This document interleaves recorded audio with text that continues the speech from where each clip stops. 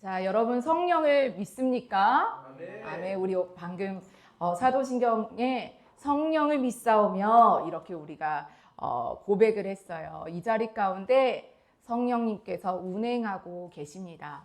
여러분이 여러분의 마음을 성령님이 찔림을 주실 때에 순복하고 내려놓는 시간이 되었으면 좋겠습니다.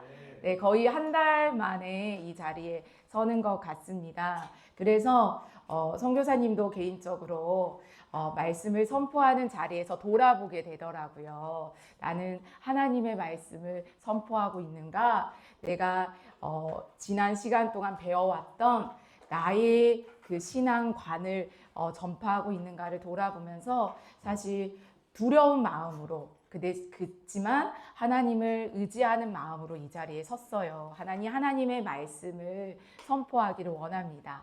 내가 한국 교회의 토양에서 자라왔던 한국 교회의 전통과 한국 교회의 신앙관이 아니라 성경에서 말하는 그 그리스도와 성경에서 말하는 그 메시지를 전하기를 소망합니다라는 마음으로 여기에 섰기 때문에 여러분 또한도 이 시간 가운데 내가 생각하는 것과 다르네? 내가 배워왔던 것과 다른 애가 아니라 성경이 뭐라고 얘기하고 있지? 여러분이 초점을 맞추면서 앞으로의 예배 시간을 그리고 앞으로의 성경 읽는 시간을 그렇게 받아들였으면 좋겠어요. 우리가 성경 읽을 때 그래 하나님 사랑이니까 이렇게 하는 거 당연하지 이게 아니라 하나님이 어떻게 하셨는가 이런 부분들을 우리가 온전히 성령께서 역사하실 수 있도록 내어드리는 그런 시간이 되었으면 좋겠습니다. 네, 가까이. 자, 오늘 말씀의 제목은 한 사람이 두 주인을 섬기지 못할 것이니 라는 제목으로 여러분과 말씀을 나눌 거예요. 뭐라고요? 네, 한 사람이 두 주인을 섬기지 못할 것이니. 자, 이 말씀은 마태복음에 나오는 말씀인데요. 이 말씀을 살펴보기 전에 먼저 우리가 큰 틀을 좀 이해해 봤으면 좋겠습니다. 자, 우리는 각자 이 자리에 성도로 부름을 받았어요. 믿으십니까? 그리고 이렇게 무리된 회중을 뭐라고 불러요? 교회라고 불러요. 근데 이 이름은요, 부모님이 우리에게 붙여준 이름이 아니에요. 유승아, 너는 성도라고 이제 이름에, 물론 클라라스 아들은 성도니까 성도겠지만, 우리가 성도와 교회라는 그 이름은 세상이 부여한 것도 아니고, 부모님이 부여한 것도 아니고, 내가 갖고 싶다고 돈 주고 산 것도 아니에요. 이 이름은 하나님이 우리에게 붙여주신, 하나님이 자신의 백성들에게 붙여주신 이름입니다. 아멘. 그래서 고린도전서 1장 2절에 보면은 사도 바울이 고린도에 있는 자들에게 뭐라고 말하냐면 고린도에 있는 하나님의 교회 곧 그리스도 예수 안에서 거룩하여지고 성도라 부르심을 받은 자들에게 쓴다 이렇게 나와요. 이 메시지는 누구한테 쓴 거라고요? 성도라 부르심을 받은 자들에게 쓴 것입니다. 그래서 이 말씀은 특별 계시예요, 여러분. 뭐라고요?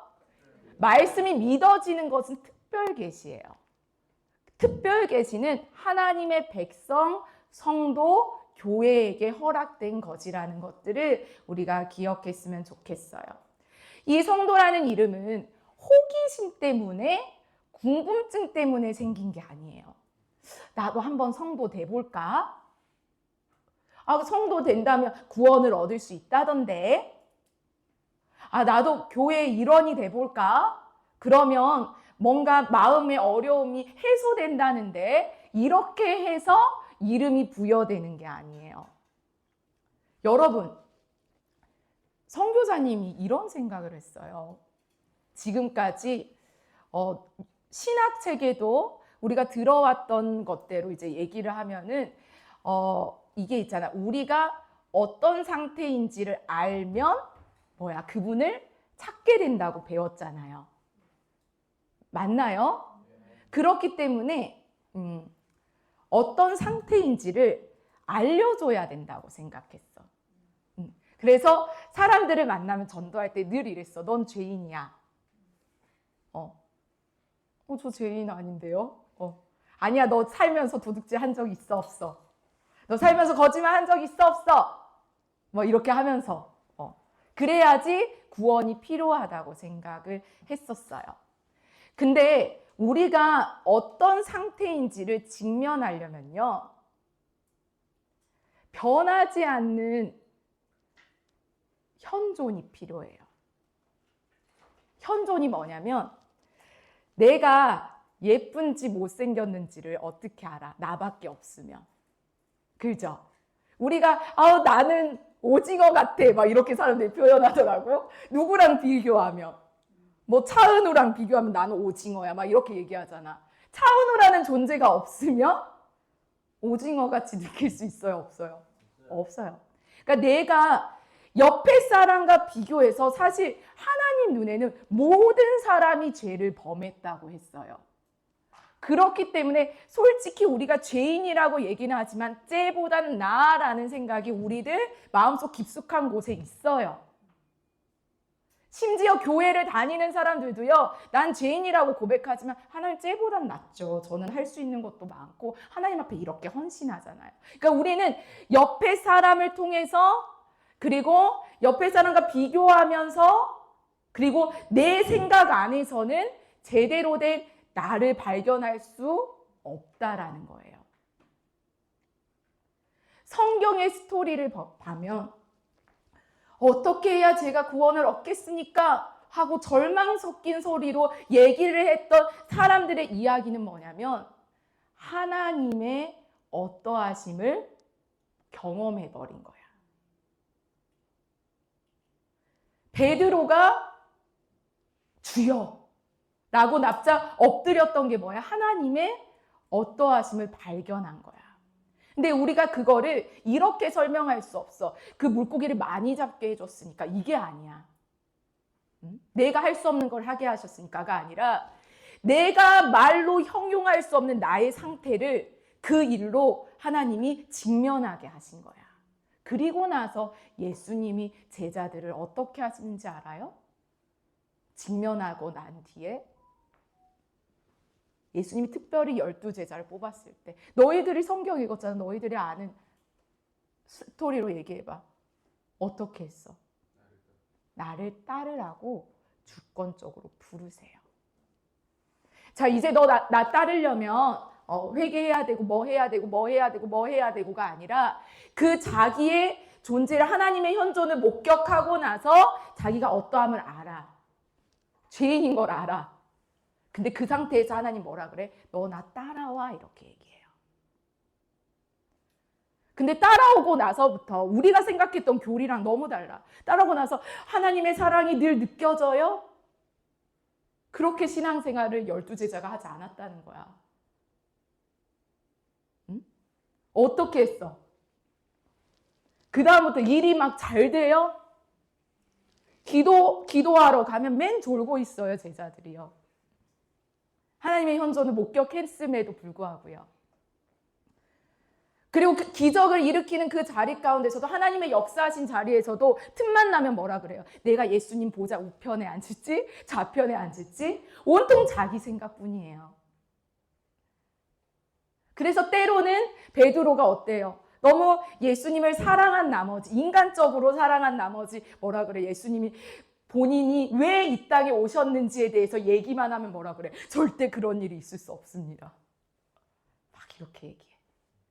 그리고 제가 예수님을 위해 죽기를 각오합니다. 이렇게 얘기해. 근데 예수님이 바라는 건 그것도 아니었어요. 예수님이 바랐던 건 뭘까? 내가 하나님 앞에 막 울면서 내가 내 생명 다 드리겠습니다. 이걸 원하는 게 아니었다고요. 오히려 그때 너무 예수님은 뭐라 그래요? 아니야, 너 나 3번 부인할 거야. 이렇게 얘기해요. 제가 예수님 위해 죽기를 각오하겠습니다 하는데 고마워, 어떻게 나를 위해 이런 결단을 해줄 수 있어? 라고 하지 않아요. 뭐라 그래요? 너 날 부인할 거야. 근데 여러분, 그 스토리 전에 어떤 이야기가 있는지 아세요? 어떤 얘기가 있냐면 누가복음 22장. 여러분이 31절을 주목해서 봤는지 모르겠어요. 여러분이 34절은 너무 잘 알고 있겠지만 31절부터 보겠습니다. 누가복음 22장. 누가복음 22장 31절부터 34절까지 읽어볼게요. 자, 시작. 시몬아 시몬아 보라 사탄이 너희를 유혹하려고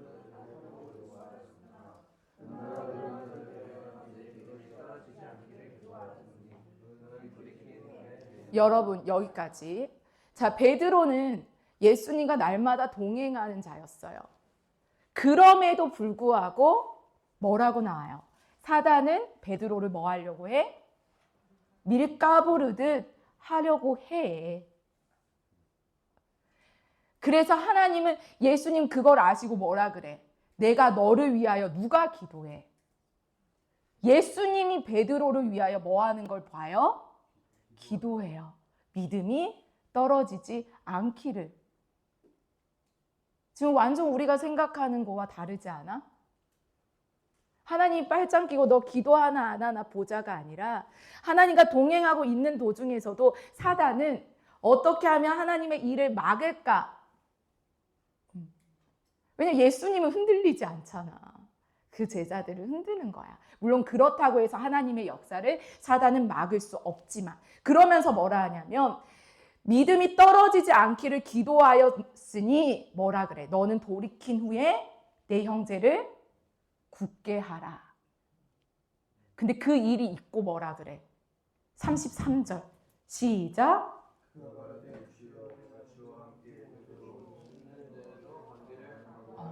지금 베드로는 예수님의 말귀를 알아듣고 있어요? 못 알아듣고 있어요? 못 알아듣고 있어요. 근데 이거는 말로 설명해서 알 게 아니라는 걸 예수님도 알아. 말은 했어. 그 다음에 뭐라 그래 예수님께서? 시작. 이르시되 베드로야 내가 내게 말하노니 오늘 닭 울기 전에 너가 3번 나를 모이고 부인하리라 하시니라. 그러니까 예수님이 앞서서 너의 믿음이 떨어지지 않기를 기도하고 너가 돌이킨 후에 내 형제를 굳게 하라라는 말은 뭐야? 내가 십자가에 못 박힌 뒤에 일어난 일에 대해서 미리 베드로에게 얘기해줘요. 근데 장래일을 말해줬다고 해서 베드로의 믿음이 지금 굳건하나요? 그렇지 않다라는 거예요. 예수님의 제자가 되는 길은요, 순전한 주님의 주권적인 뭐예요? 부르심이에요. 근데 그 부르심 가운데에 우리가 걸어가는 길에는 믿음의 과정이 필요한데 그 믿음의 과정은 순탄하지만은 않는다는 거예요. 하나님께서는 철저하게 예수님의 제자들을요, 옛날의 습관에서 철저하게 훈련을 시키시는 것을 보게 되어집니다. 그래서 우리는 예수 그리스도를 믿으면 예수님이 알아서 해준다는 말이 아니에요. 그러니까 예수님께서 베드로를 놓치지 않는 것은 분명하지만 베드로가 그 값을 뭐 해야 돼요? 훈련의 값을 치를 때에만 그 믿음이 성장할 수 있음을 분명하게 얘기하고 있습니다. 그래서 여러분, 예수님의 제자들은 예수님과의 관계 속에서 훈련과 경험을 통해서 성장했습니다. 그리고 그 날마다의 훈련과 경험 속에서 복음을 받아들일 때 성장한 것을 볼 수 있어요. 근데 여러분, 우리가 복음에 대해서 배웠잖아요. 복음이 뭐라고요? 복음이 뭐다? 자, 그리스도가 누구시고 그리스도가 무슨 일을 하셨는가가 복음이라 했어요. 다시 한번 복음이 뭐라고요? 그리스도가 무슨 일을 하셨는지예요. 그러면 성경이 교회에게 요구하는 건 무엇일까요? 성경이 말하고 있는 게 복음이에요. 그럼 성경이 교회에게 요구하는 건 무엇일까요?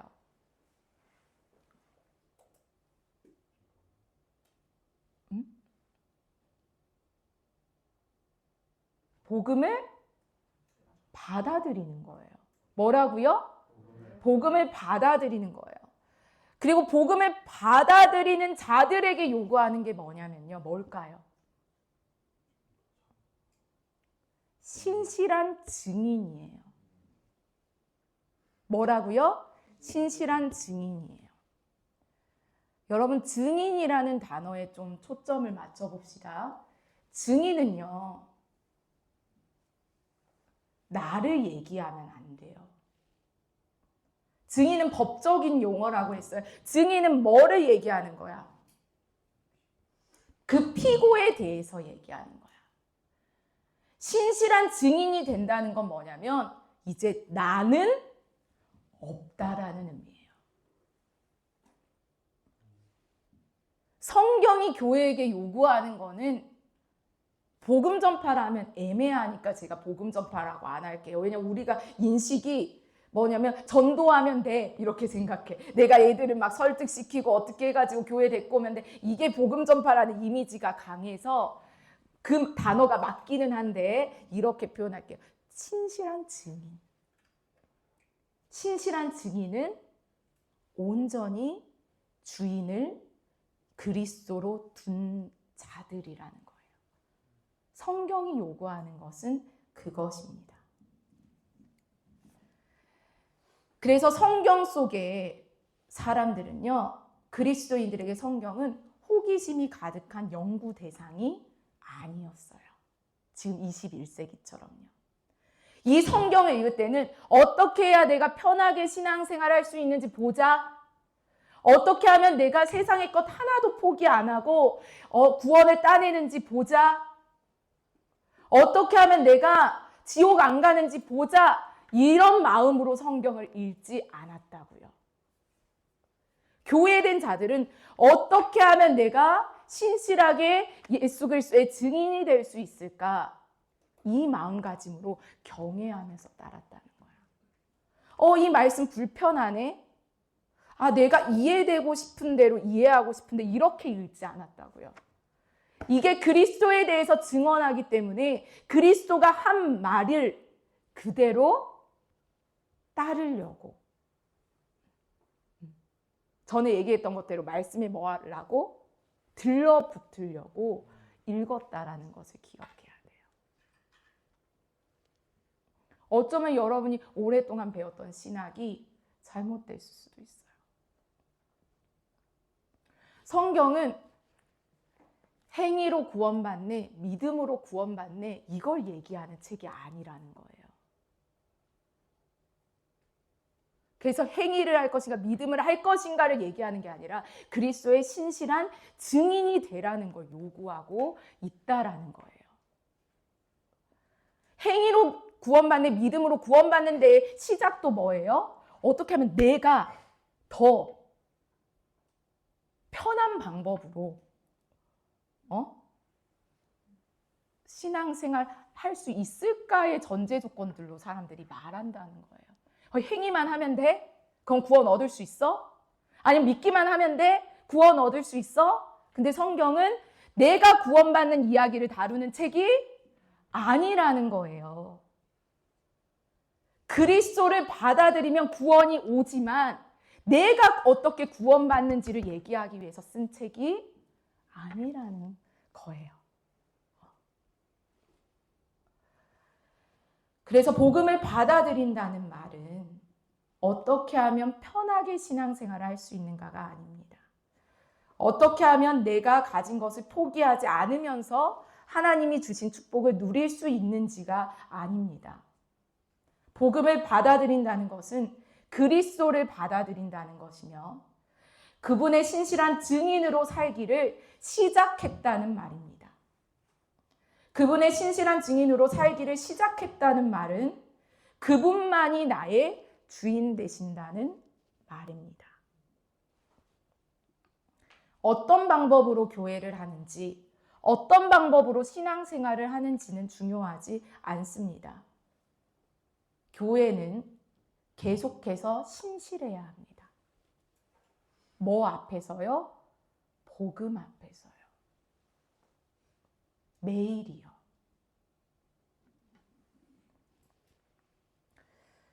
우리 한번 디모데후서 2장 8절에서 9절 말씀 읽어보도록 하겠습니다. 디모데후서 2장 8절에서 9절 말씀.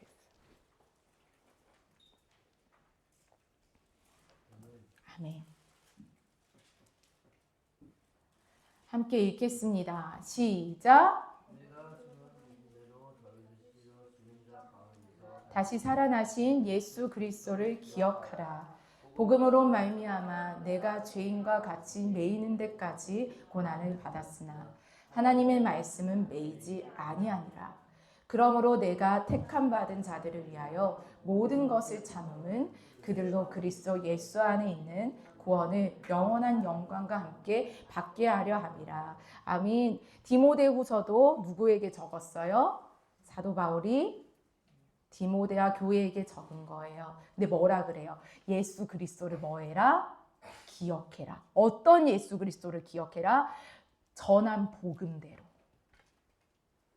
우리가 기억해야 되는 예수 그리스도는 복음대로 살아나신 예수 그리스도를 기억해야지, 내가 만든 예수 그리스도를, 한국 교회가 만들어낸 예수 그리스도를 여러분 기억하라는 게 아니에요.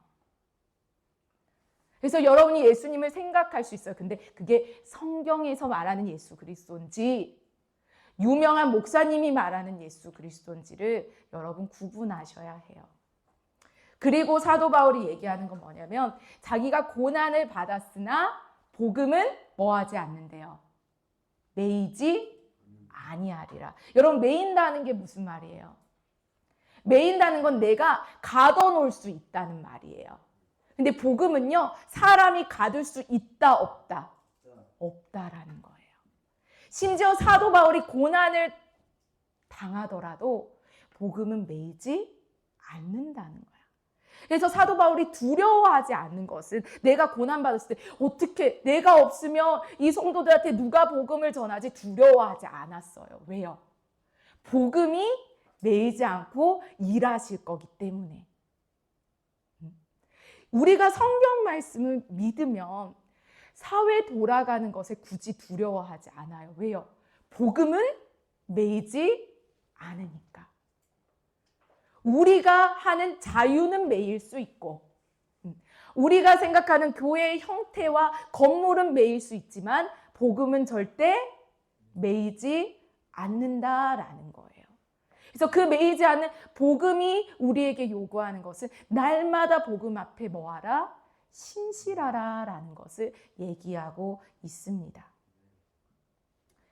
그 맥락에서 제자들의 변화를 보면, 그러니까 그 그리스도의 맥락에서 제자들을 보면은 어떤 변화가 있냐면요, 제자들이 엎치락 뒤치락 넘어졌다가 의심했다가 부인했다가 돌아왔다가 많은 일들이 있어요.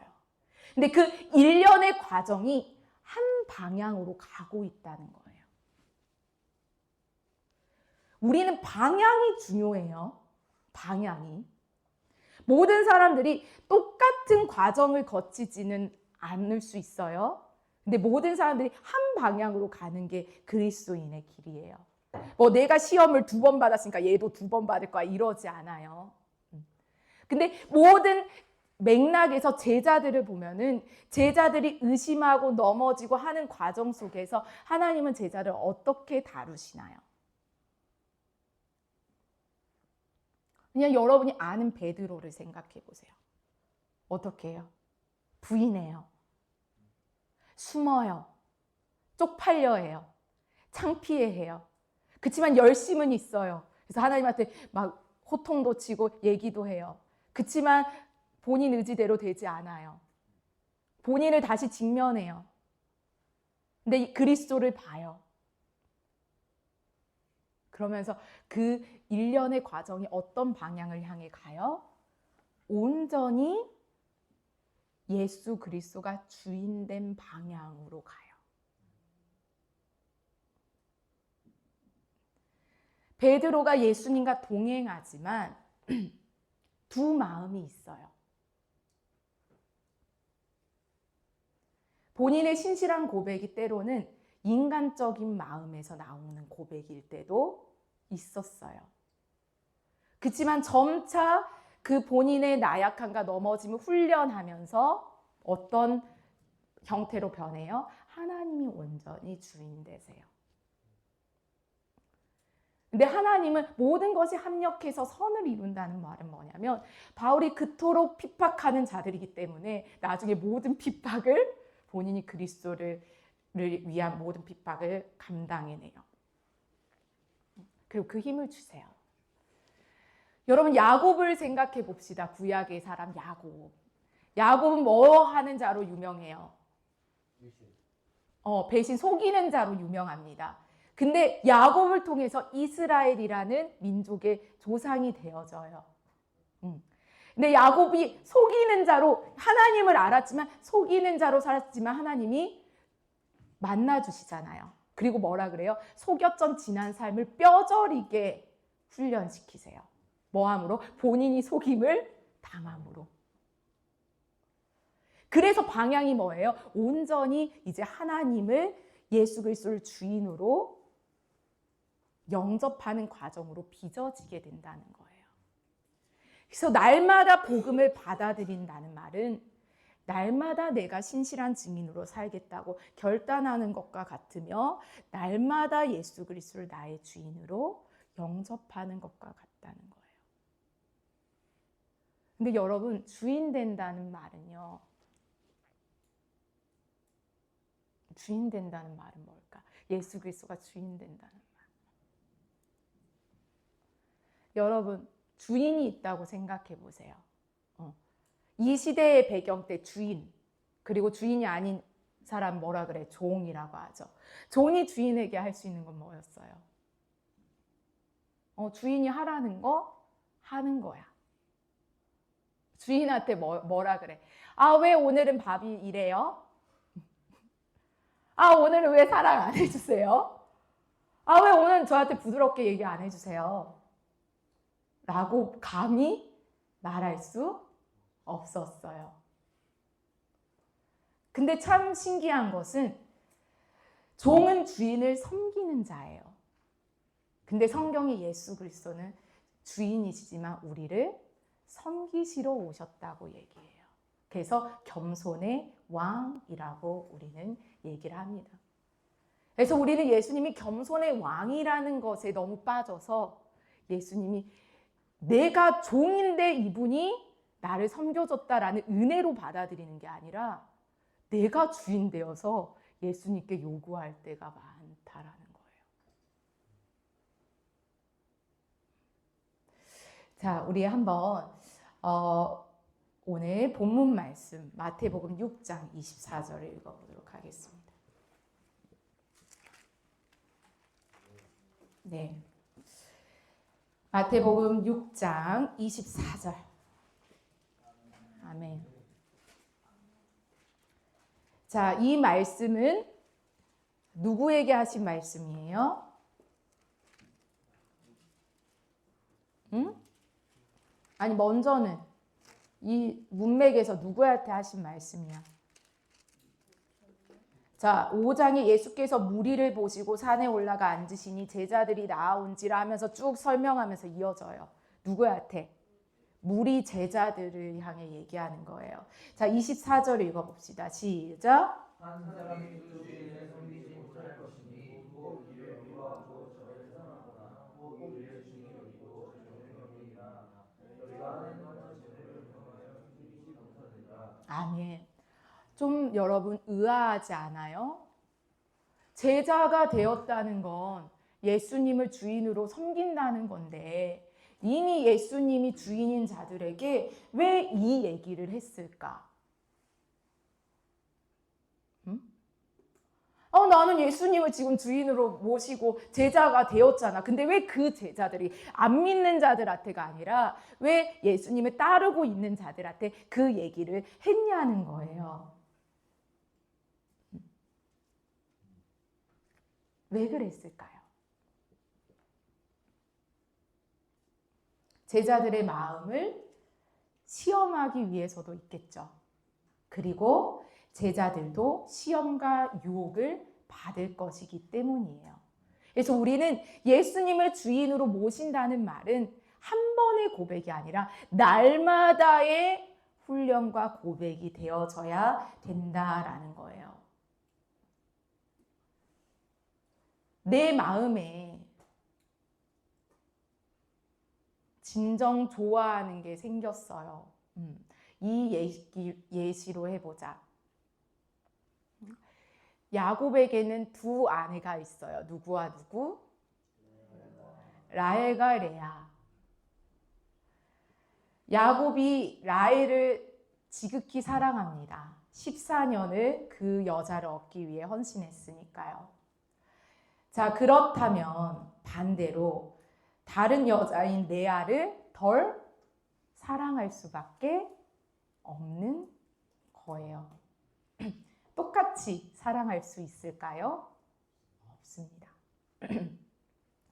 내가 하나님을 사랑하는지 사랑하지 않는지는 내가 두 주인을 섬기는지 그렇지 않은지를 봐야 해요. 근데 그러면서 이어지는 말이 참 마음에 와닿아요. 뭐라 말하냐면 25절 읽어봅시다. 시작.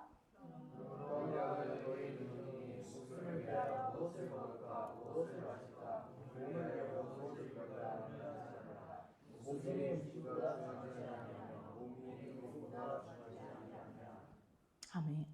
제자들이 앞으로는 권력과 재물과 명예의 유혹을 직면할 거였어요. 그러니까 예수님이 뭐라 그래? 두 주인을 섬기지 못할 거야. 근데 너희들이 나를 따르면 뭐야? 25절에 염려하지 마. 내가 너희들의 주인이면 너희들 이런 거 염려할 필요 없어 라고 얘기하는 거예요. 왜요? 제자들이 왜 두려워해요? 왜 두 주인을 섬기려고 해요?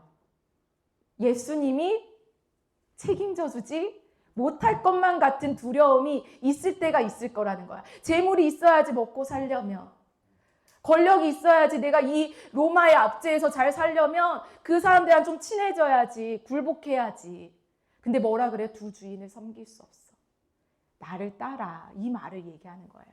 그리고 나를 따르면 목숨을 위하여 무엇을 먹을까, 무엇을 마실까, 몸을 위하여 무엇을 입을까 염려하지 마. 왜? 내가 공중의 새를 봐. 들의 백합화를 봐. 하물며 너희일까 보냐. 그러면서 31절, 32절 읽어봅시다. 시작. 31절, 2절. 시작. 그러므로 염려하여 이르기를 무엇을 먹을까 무엇을 마실까 무엇을 입을까 하려니와 이는 다 일반인들이 구하는 것이나 너희는 하나님께서 모든 것이 너희에게 있어야 할 줄을 아시느니라. 그래서 우리는 이 말씀을 이렇게 받아들여야 돼요. 내가 무엇을 먹을까, 무엇을 입을까, 무엇을 마실까를 염려하고 있으면 나 지금 주인을 믿지 않고 있네 라고 나를 직면하셔야 돼요. 하나님 무엇을 먹을까 염려하지 말랬어. 안 해야지로 접근하시면 안 되고, 그런 생각이 들 때 나 지금 주인이 예수님이 아니네.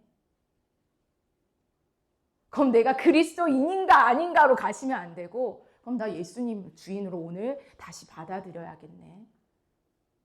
예수님이 나를 버리셨을까 안 버리셨을까 이렇게 받아들이시면 안 되고, 예수님 받아들여야겠네. 예수님이 주인인데 내가 예수님을 신뢰해야 되는데, 내가 또 나를 신뢰하네, 누구를 신뢰하네, 세상을 신뢰하네. 주인이 예수님이 아니네. 그리고 주인된 자들이, 예수님이 주인된 자들이 33절, 34절을 행할 수 있게 돼요. 33절, 34절 읽어봅시다. 시작. 그런즉 너희는 먼저 그의 나라와 그의 일을 구하라. 그리하면 이 모든 것을 너희에게 더하시리라. 내일 일을 위하여 염려하지 말라. 내일 일은 내일이 염려할 것이요 한날의 괴로움은 그날로 족하니라. 아멘. 이거는 누구만 누릴 수 있는 특권이에요? 내가 해야지가 아니라 예수 그리스도를 주인으로 모시는 자들만 누릴 수 있는 뭐예요? 특권이라는 거예요. 근데 여러분, 두 주인 중에 택해라 이 말이요, 신약에만 나오는 게 아니에요. 또 어디서도 나올까요? 자, 여호수아도 한번 펴보도록 하겠습니다. 여호수아 24장 15절. 아멘. 여호수아 24장 15절.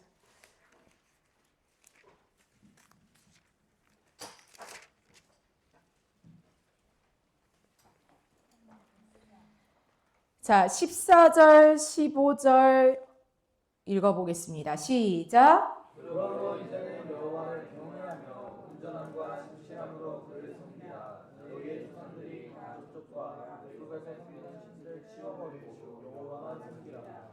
만일 여호와를 섬기는 것이 너에게 좋지 않게 보이거든 너희 조상들이 가족에서 섬기는 신들이 되지 또는 너희가 거주하는 땅에 있는 아버지 족속의 신들이 되지 너희가 섬기는 자를 오늘 택하라. 오직 나와 내 집은 여호와를 섬기겠노라 하니. 네, 여호수아가 이제 이스라엘 백성들을 이끌고 나서 뭐라 하냐면 오직 여호와만을 섬기라 이렇게 얘기하지만 15절에 뭐라 그래? 만일 여호와를 섬기는 것이 좋지 않게 너희들한테 보이거늘 뭐라 그래? 다른 신들을 섬길지 너가 택해. 그렇지만 나는 여호와를 섬길 거야. 택하라고 얘기를 해요. 자, 이게 또 여기에만 있는 게 아닙니다. 열왕기상 18장. 열왕기상 18장 21절.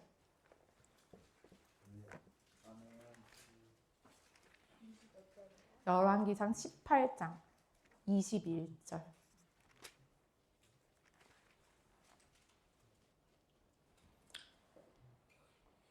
자, 선지자들이 다 갈멜산으로 모였던 장면이에요. 아합 시절 때. 그래서 엘리야가 모든 백성들한테 가까이 나와서 이제 얘기하는 장면이에요. 21절 읽어볼게요. 시작. 엘리야가 모든 백성에게 가까이 나아가 이르되 너희가 어느 때까지 그들 사이에서 머뭇머뭇하느냐. 여호와가 말하느냐 그를 따르고 마음이 말하느냐 그를 따르지라. 하나님의 종이 말하는 모든 것을 듣지 아니하느냐. 네, 아합 왕은 누구를 섬겨요? 바알을 섬겨요. 엘리야는 누구를 얘기해요? 누구를 증거해요? 여호와를 증거해요. 그러니까 백성들이 갈팡질팡 하고 있는 거야. 택하라 이렇게 얘기해요. 여러분 택하셔야 해요. 근데 그렇게 택하라고 한 거는 억지로 할 수 없다라는 걸 알기 때문에 그렇게 얘기해요. 자, 여러분 그럼 예수님과 베드로에 대하여 보겠습니다. 요한복음 6장 68절에서 71절.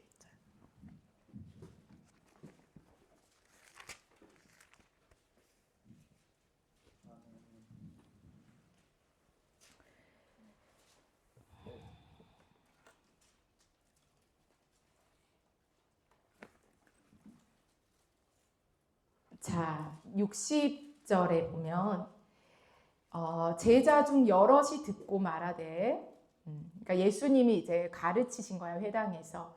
이 말씀은 어렵도다. 누가 들을 수 있느냐. 지금 60절이에요. 예수께서 스스로 제자들이 이 말씀에 대하여 수군거리는 줄 아시고 이르시되 이 말이 너희에게 걸림이 되느냐.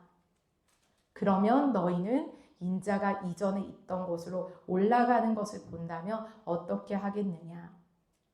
살리는 것은 영이니 육은 무익하니라. 내가 너희에게 이른 말은 영이요 생명이라. 말씀이 선포될 때에요. 걸림이 있어요. 근데 그 걸림을 설득시키지 않아요. 그냥 그 걸림 앞에 순복해야지만 따를 수 있는 길이 제자의 삶임을 알기에 얘기를 합니다. 그러면서 64절에 그러나 너희 중에 믿지 않은 자들이 있느니라 하시니 이는 예수께서 믿지 아니하는 자들이 누구시며 자기를 팔 자가 누구인지 처음부터 아심이로라. 자, 65절 읽어보자. 시작. 또 이르시되 그러므로 전에 너에게 말하기를 내 아버지께서 오게 하여 주지 아니하시면 누구든지 내게 올 수 없다 하느라. 자, 66절 시작. 그때부터 그의 제자 중에서 많은 사람이 떠나가고 다시 그와 함께 다니지 아니하고. 네, 말씀이 선포됐는데 걸림이 있으니까요. 이제 그 일로 제자들 중에 많은 사람이 떠나고 다시는 같이 다니지 아니했다고 얘기해요. 근데 예수님이 그들을 붙잡으러 가지 않아요. 왜냐하면 그들의 마음의 중심이 무엇인지를 아니까.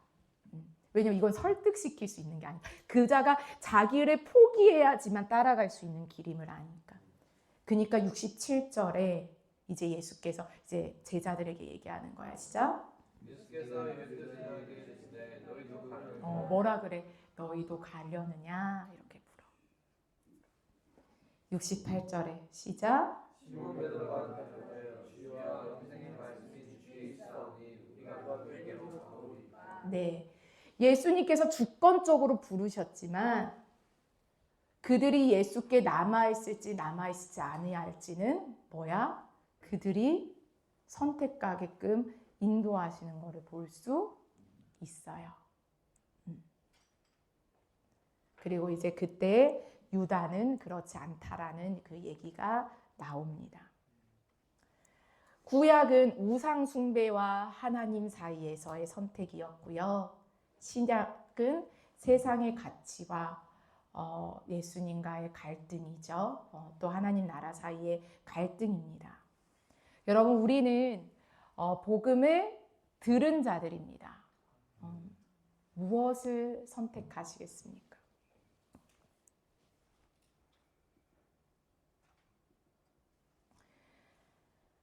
기도는 그리스도 앞에 순복하는 과정입니다.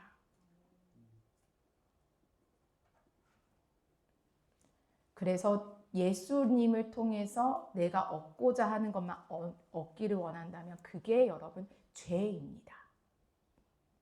심지어 그게 예수님으로부터 오는 좋은 것일지라 할지라도 내가 예수를 위해 좋은 혜택만 보고자 한다면 그것도 뭐라고요? 죄라는 거예요. 성경의 기도들을 여러분 잘 보세요. 어떤 기도를 하냐면 이런 기도를 하지 않아요. 하나님, 돈 많이 주시면 헌금 많이 낼게요. 이런 기도를 하지 않아요. 잠언에서 아굴도 뭐라고 기도하냐면 주님, 나로 가난하게도 마옵시고 부하게도 마옵소서. 왜? 가난해서 내가 도둑질하고 하나님의 이름을 욕되게 할까 봐. 근데 내가 부하기도 싫습니다. 왜요? 배불러서 하나님을 모른다 할까 봐. 그들이 기도했던 모든 초점은 뭐에 있었어요? 어떻게 하면 내가 예수님께 순복할 수 있는가? 먹고 사는 것을 위해 기도했어요. 근데 그 먹고 사는 것도 뭐야? 예수께, 그리스도께 순복하기 위한 기도였다는 거예요. 그리고 헌신과 서원을 위한 기도였지 내가 하나님과 거래하기 위한 기도가 아니었다는 걸 보게 됩니다. 성경은 온전히 그리스도에 대해서 계시하십니다. 그리고 온전히 우리 개인으로는 그리스도가 우리의 주인 되시는 그 훈련의 이야기를 담고 있다라는 것을 우리가 기억해야 돼요. 우리 정리하도록 하겠습니다. 여러분, 성경은 뭐에 대해서 얘기해요? 복음에 대해서 얘기합니다. 복음이 뭐예요? 그리스도가 누구신가? 그리스도가 무엇을 하셨는가입니다. 그럼 그 교회된 우리에게 요구하는 건 뭐예요? 신실한 증인이 되어라. 그 말을 다른 말로 하면 그리스도가 주인이다라는 말을 하고 있다라는 것입니다. 여러분 앞에 이제 놓여져 있습니다. 그리스도가 아닌 다른 어떤 것, 그게 나일 수도 있고요. 세상의 가치일 수도 있고요. 편안함일 수도 있습니다. 여러분 선택하십시오. 그러나 우리는 옳은 길이 무엇인지를 알고 그 옳은 길을 따르는 여러분이 되기를 진심으로 축복합니다.